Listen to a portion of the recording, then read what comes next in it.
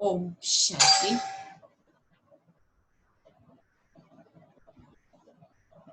11 तारीख की मुरली है। मीठे बच्चे,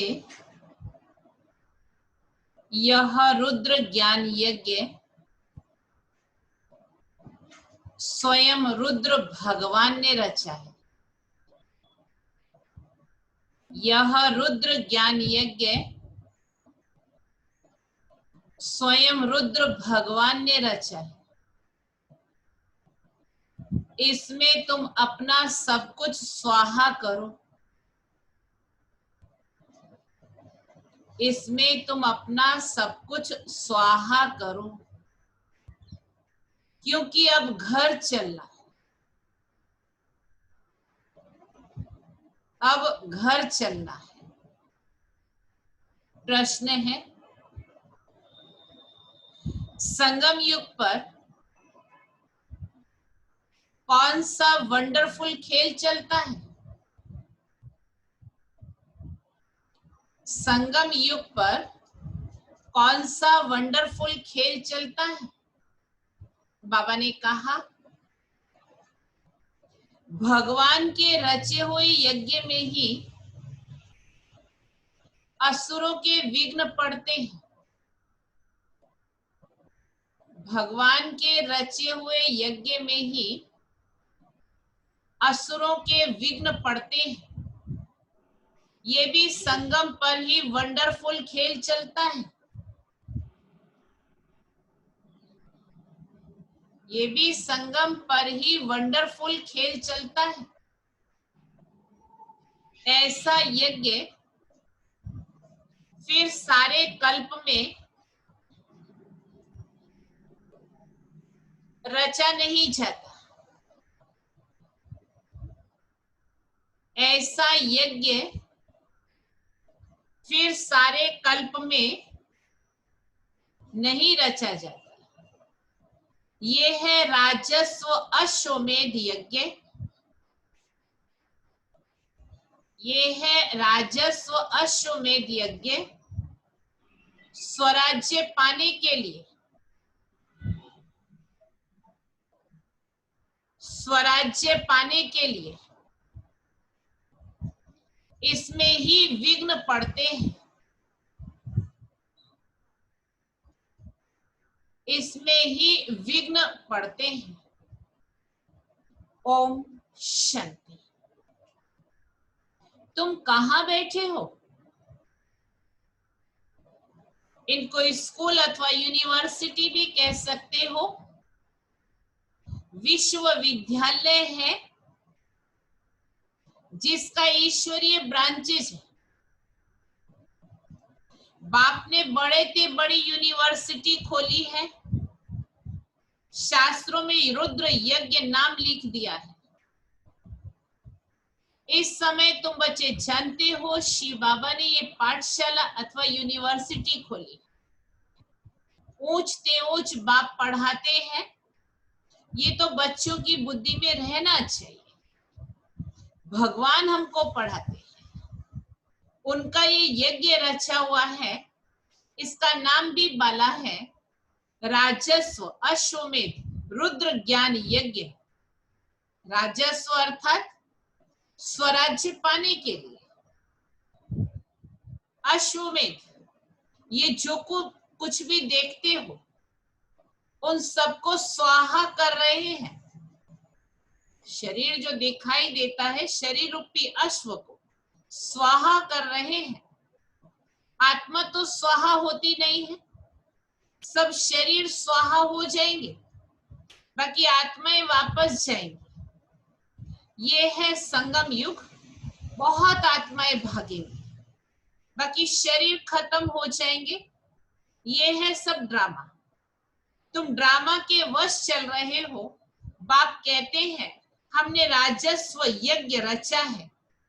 ये भी ड्रामा प्लान अनुसार रचा गया है। ऐसे नहीं कहेंगे कि मैंने यज्ञ रचा है।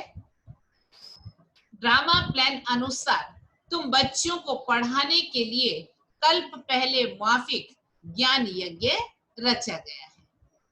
मैंने रचा है, ये भी अर्थ नहीं निकलता है। ड्रामा प्लान अनुसार रचा गया, जैसे सब कुछ करके अपने आप को छिपा लिया। कल्प कल्प रचा जाता है, ये ड्रामा बना हुआ है। ड्रामा प्लान अनुसार एक ही बार यज्ञ रचा जाता है, ये कोई नई बात नहीं। अभी बुद्धि में बैठा है, बरोबर 5000 वर्ष पहले भी सतयुग था। अब चक्र फिर रिपीट हो रहा है, फिर से नई दुनिया स्थापन हो रही है। तुम नई दुनिया में स्वराज्य पाने के लिए पढ़ रहे हो। पवित्र भी जरूर बनना है, बनते भी वही है जो ड्रामा अनुसार कल्प पहले बने थे, अभी भी बनेंगे। साक्षी हो, ड्रामा को देखना होता है और फिर पुरुषार्थ भी करना होता है। बच्चों को मार्ग भी बताना है। मुख्य बात है पवित्रता की। बाप को बुलाते ही है कि आओ पवित्र बनाकर हमको छीछी दुनिया से ले जाओ। तो बाप आए ही हैं घर ले जाने के लिए। बच्चों को पॉइंट्स तो बहुत दी जाती है, मुख्य बात फिर भी बाप कहते हैं मन मना भाव। पावन बनने के लिए बाप को याद करते हैं, ये भूलना नहीं चाहिए। जितना याद करेंगे उतना फायदा होगा। चार्ट रखना चाहिए, नहीं तो फिर पिछाड़ी में फेल हो जाएंगे। बच्चे समझते हैं हम ही सतो प्रधान थे। नंबर वार पुरुषार्थ अनुसार जो ऊंच बनते हैं उनको मेहनत भी जास्ती करनी पड़ेगी, याद में रहना पड़ेगा।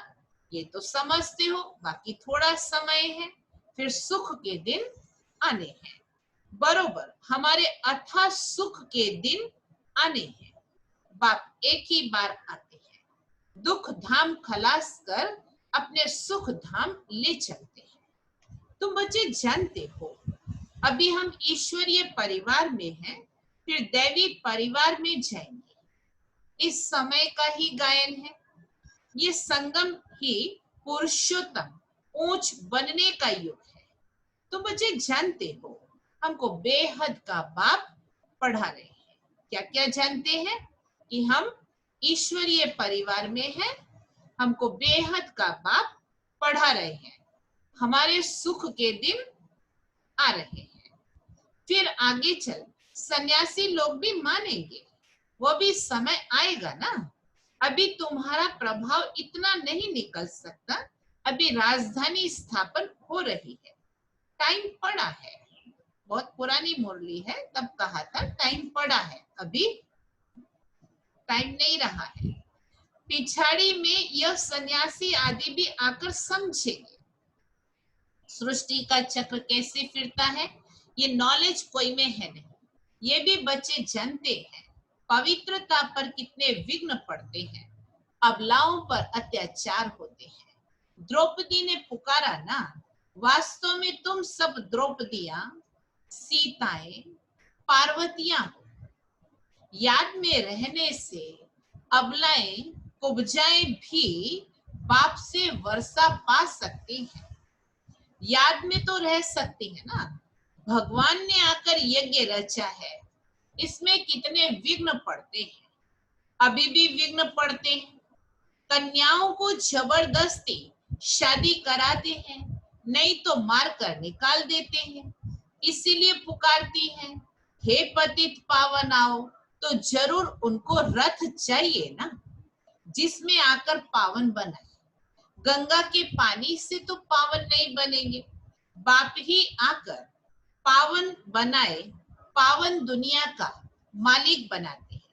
तुम देखते हो इस पतित दुनिया का विनाश सामने खड़ा है, क्यों ना बाबा का बन जाए, स्वाहा हो जाए। पूछते हैं स्वाहा कैसे हो, ट्रांसफर कैसे करें। बाबा कहते बच्चे तुम इस साकार बाबा को देखते हो ना, ये खुद करके सिखा रहे हैं।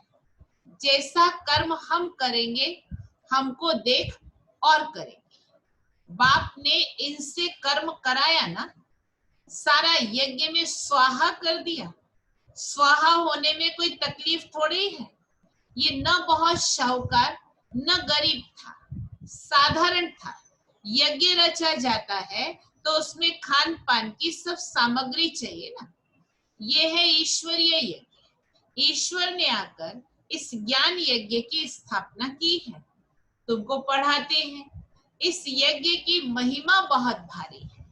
ईश्वरीय यज्ञ से ही तुम्हारा शरीर निर्वाह होता है। जो अपने को अर्पणमय समझते हैं, हम ट्रस्टी हैं, ये सब कुछ ईश्वर का है। हम शिव बाबा के यज्ञ से भोजन खाते हैं। ये समझ की बात है ना। यहाँ तो नहीं सबको आकर के बैठना है।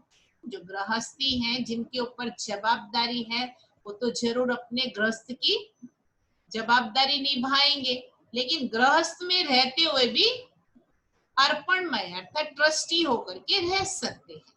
हाँ, कन्याएं हैं, कुमार है, जो निर्बंधन है, उनके लिए बाबा नहीं कहते कि भाई गृहस्थ में रहना है। वो तो बाबा के यज्ञ में समर्पित होकर के अपने जीवन को सफल कर सेवाओं में अपना भाग्य बना सकते हैं।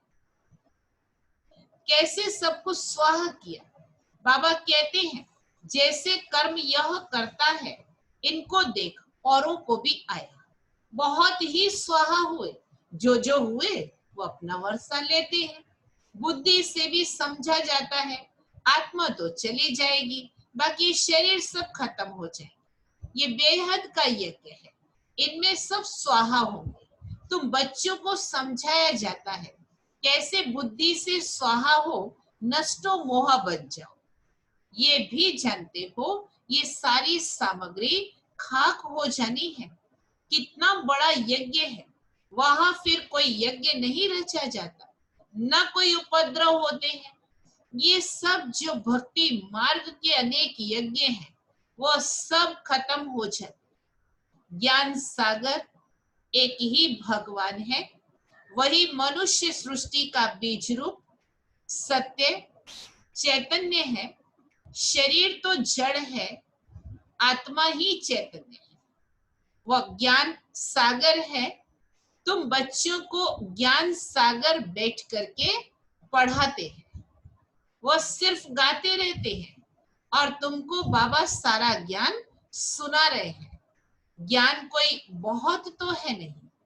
वर्ल्ड का चक्र कैसे फिरता है, ये सिर्फ समझाना है। यहाँ बाप तुमको खुद पढ़ा रहे हैं। कहते भी हैं साधारण तन में प्रवेश करता। भागीरथ भी मशहूर है, जरूर मनुष्य ही होगा जिसमें बाप आएगा।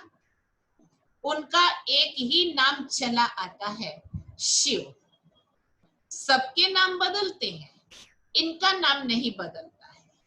भक्ति मार्ग में अनेक नाम रख दिए हैं, यहाँ तो है ही शिव बाबा। शिव कल्याणकारी कहा जाता, भगवान ही आकर नई दुनिया स्वर्ग की स्थापना करते, तो कल्याणकारी ठहरा ना। तुम जानते हो भारत स्वर्ग था, अभी नरक है, फिर स्वर्ग जरूर होगा। इनको कहा जाता है पुरुषोत्तम संगम युग। जबकि बाप खिवैया बन तुमको इस पार से उस पार ले जाते हैं। ये है पुरानी दुख की दुनिया, फिर जरूर नई दुनिया होगी। ड्रामा अनुसार जिसके लिए अभी तुम पुरुषार्थ करते हो, बाप की याद ही घड़ी घड़ी भूल जाती है। इसमें है मेहनत। बाकी तुमसे जो विकर्म हुए हैं, उनकी सजा कर्म भोग के रूप में ही भोगनी पड़ती है। कर्म भोग अंत तक भोगना ही है, उसमें माफी नहीं मिल सकती है। ऐसे नहीं बाबा क्षमा करो, कुछ भी नहीं।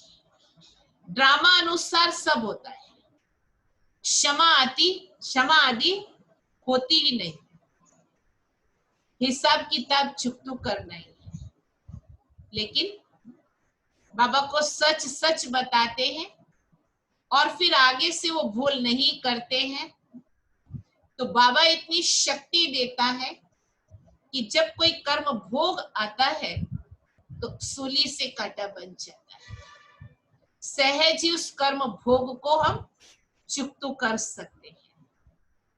तमो प्रधान से सतो प्रधान बनना है, इसके लिए श्रीमत भी मिलती है। श्री श्री शिव बाबा की श्रीमत से तुम श्री बनते।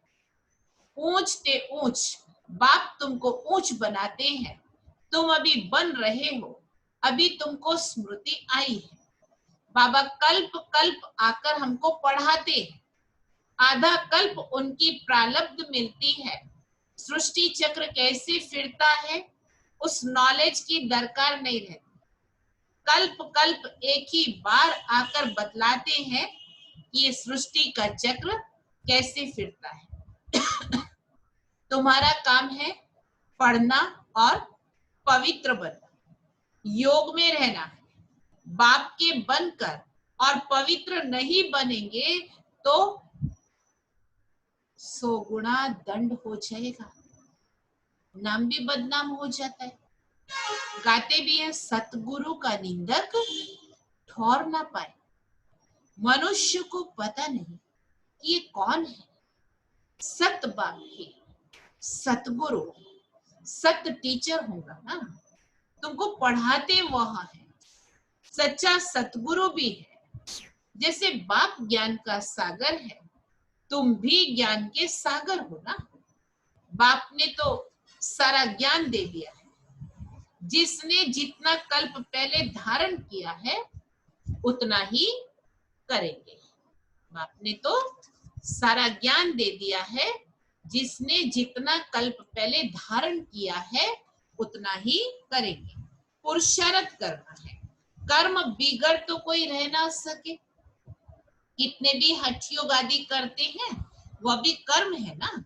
ये भी एक धंधा है, आजीविका के लिए नाम होता है। बहुत पैसा कमाते हैं, पानी पर आग पर चले जाते हैं। सिर्फ उड़ नहीं सकते हैं, उसमें तो पेट्रोल आदि चाहिए ना। लेकिन इनसे फायदा तो कुछ भी नहीं है, पावन तो बनते नहीं है। साइंस वालों की भी रेस है, उनकी है साइंस की रेस और तुम्हारी है साइलेंस की रेस। सब शांति ही मांगते हैं। बाप कहते हैं शांति तो तुम्हारा स्वधर्म है। अपने को आत्मा समझो, अपने घर चलना है। शांति धाम ये है दुख धाम। इस शांति धाम से फिर सुख धाम में आएंगे। ये दुख धाम खलास होना है, ये अच्छी रीति धारण कर फिर औरों को धारण कराना है। बाकी थोड़े रोज है। उस पढ़ाई से क्या मिलता है और इस पढ़ाई से क्या मिलता है। इस पढ़ाई से तो 21 जन्मों की प्रारब्ध मिलती है। तो ख्याल करना चाहिए हमको कौन सी पढ़ाई पढ़नी है। जिसको बेहद के बाप से वर्षा पाना है वो बेहद की पढ़ाई में लग जाते हैं। परंतु ड्रामा प्लान अनुसार कोई की तकदीर में नहीं है तो फिर उस पढ़ाई में ही चटक पड़ते हैं। ये पढ़ाई नहीं पढ़ते हैं, कहते फुर्सत नहीं है। बाबा पूछते हैं कौन सी नॉलेज अच्छी है, उनसे क्या मिलेगा और इससे क्या मिलेगा। कहते हैं बाबा जिस्मानी पढ़ाई से क्या मिलेगा, थोड़ा करके कमाएंगे। यहाँ तो भगवान पढ़ाते हैं, हमको तो पढ़कर राजाई पद पाना है।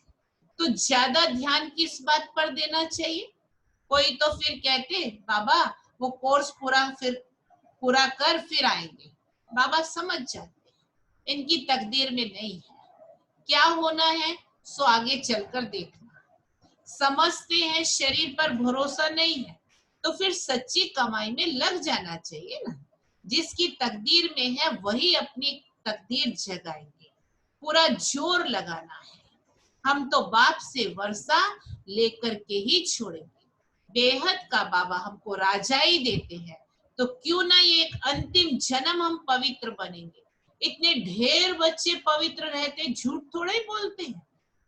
सब पुरुषार्थ कर रहे हैं, पढ़ रहे हैं, फिर भी विश्वास नहीं करते।